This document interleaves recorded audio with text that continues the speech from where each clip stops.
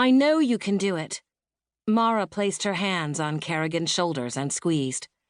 But you survived Blackvale and Mornhaven the Black. You've even been through time. I don't know. Karigan glanced uncertainly toward the open doors of the throne room. The guards posted there watched her with interest. I know. Mara turned her around and marched her toward the entrance. This had to happen sooner or later, Karigan thought, but still she resisted. Mara just pushed harder until they stood on the threshold. Now be a good Green Rider and go on in there, Mara said. Easy for you to say. Aren't you coming? Heavens no, you couldn't drag me. Coward. Karigan knew her friend meant well, but a little more support would not have been asking too much. Mara simply smiled and gave her a gentle push.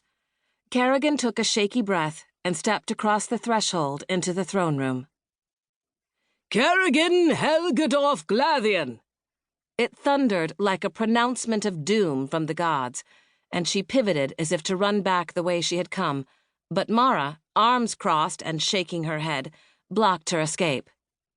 Helgedorf? Asked an amused voice. King Zachary. Karigan winced, and warmth crept into her cheeks. Mara grinned at her. Named after her great-grand-aunt, Your Majesty, came a crusty reply. A prickly old banshee no one particularly liked. Why, Stevik would name her after... Breeny, came a sharp warning. Karigan slowly turned back around. There, arrayed before the king's throne, with a frazzled-looking Captain Mapstone in their midst, were her aunts, all 4 of them, and standing aloof, just off to the side, her father. When Mara had informed her of their arrival, she'd been caught off guard, for they'd sent no forewarning, and it was winter when travel was difficult. Karigan, still struggling to adjust to ordinary life after her all-too-recent adventures, coupled with the accompanying darkness and sorrow, now faced a huge dose of ordinary in the form of her family, and it threatened to overwhelm her. Her aunts could exasperate even the stoutest of souls at the best of times, and she was so very tired. Helgedorf was more a leader than anyone else on Black Island during her day, Aunt Stace said with a sniff. She organized the island to repel pirates and raids from the Underkingdoms. She was still a banshee, Aunt Breeny muttered, and then whispered loud enough for all to hear, and she still is. Great-Grand-Aunt Helgedorf had been dead for 40 years. Ignoring her sister, Aunt Stace, with her hands on her hips, said, Don't just stand there like a post without a fence, Carrie girl. Come here. Karigan glanced over her shoulder. Mara had not lingered to witness the reunion.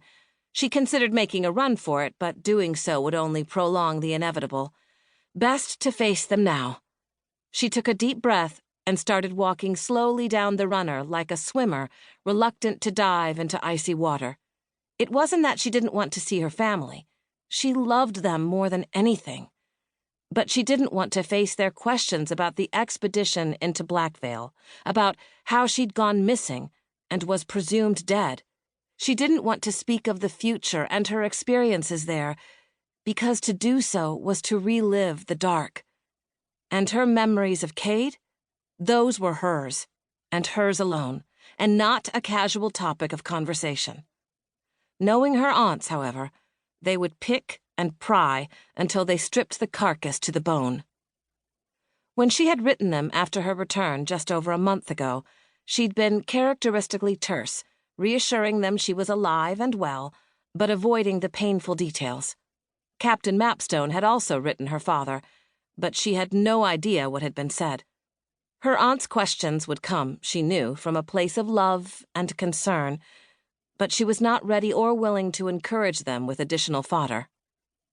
And then there was the subject of her eye, about which she had said nothing, and about which they were bound to make an issue. She touched the leather patch that covered it, her right eye, and took another determined breath and picked up her pace. When she reached her aunts, they swarmed her with crushing hugs and kisses and complaints. You are too skinny. We were told you were dead. Thank the gods you came back to us. Aunt Greta stared at her critically, her head canted to the side. What is wrong with your eye? Got something in it is all, Karigan replied. Let me see. Aunt Greta reached for her eye patch. No. Karigan backed away. I just want to see what's wrong with your eye, Aunt Greta said in a stung voice. Karigan covered it with her hand. No.